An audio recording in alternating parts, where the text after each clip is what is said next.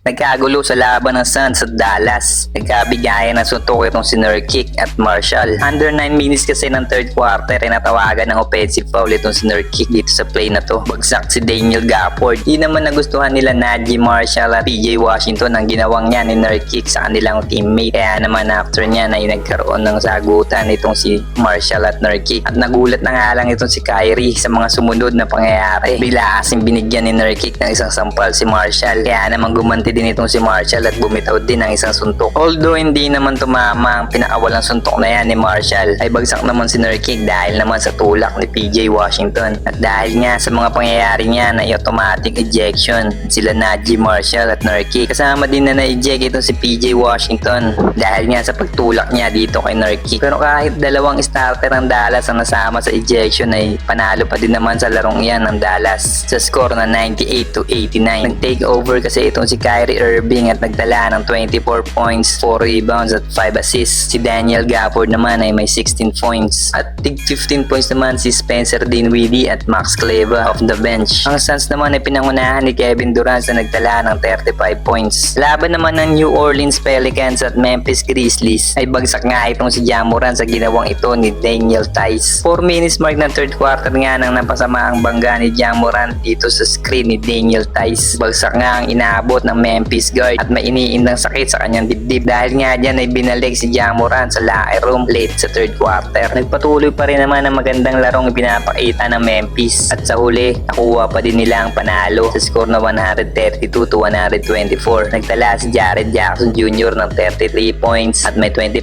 points naman si Ja Morant na hindi na nakabalik pa sa game. Sa Pelicans naman ay may game high 35 points itong si Trey Murphy habang nagtala naman ng 32 points si CJ McCollum. Muli na naman nga nakakuha ng talo itong Golden State Warriors laban nga dito sa LA Clippers sa score na 102-92. Hindi nga naglaro sila Stephen Curry at Draymond Green para sa Warriors. Kaya step up ulit itong si Jonathan Kuminga para sa kanilang kupunan at nagtala siya ng 34 points at 10 rebounds. Si Trayce Jackson Davis naman ay may 15 points at 9 rebounds. 11 points naman si Moses Moody at 10 points para kay Brendan Podziemski. Sa Clippers naman ay nagtala si Norman Powell ng 26 points, 18 points at 7 assists naman itong si James Harden. 17 points, 11 rebounds naman para kay Ivica Zubac. At dahil nga sa talong yan ay nakuha na ng Warriors ang kanilang 3 losing streak at bumagsak sila sa 11 seed ng Western standing na may 15 wins at 15 losses.